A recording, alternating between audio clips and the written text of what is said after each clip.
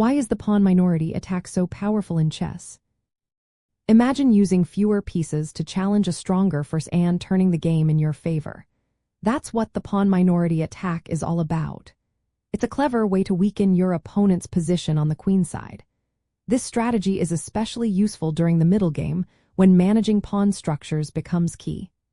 When you use a pawn minority attack, you focus on pushing a smaller number of pawns against a larger pawn chain. The goal isn't to win material right away but to create long-term weaknesses.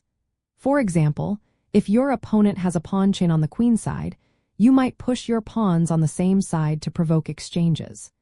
These exchanges can leave your opponent with isolated or backward pawns that are harder to defend.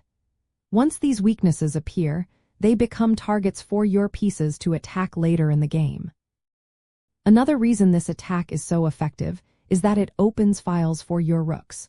When you exchange pawns on the queenside, you often open up a file that your rook can use to infiltrate the enemy position. This can lead to more pressure on the opponent's pawn structure or even create open lines for your pieces to attack their king.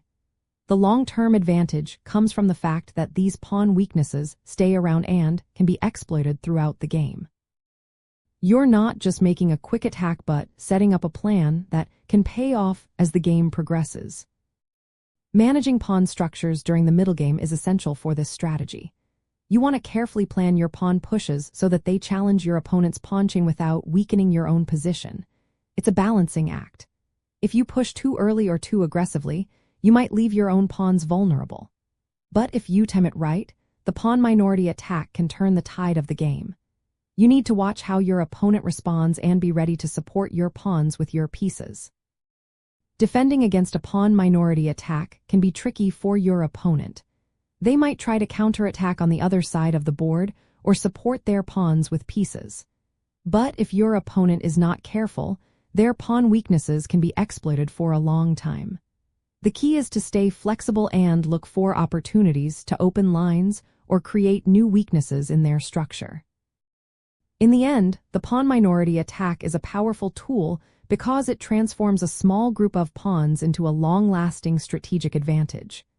It's about patience, timing, and understanding how to shape the pawn structure to your benefit. When used well, it can be a game changer, forcing your opponent into defensive positions and giving you the upper hand in the middle game.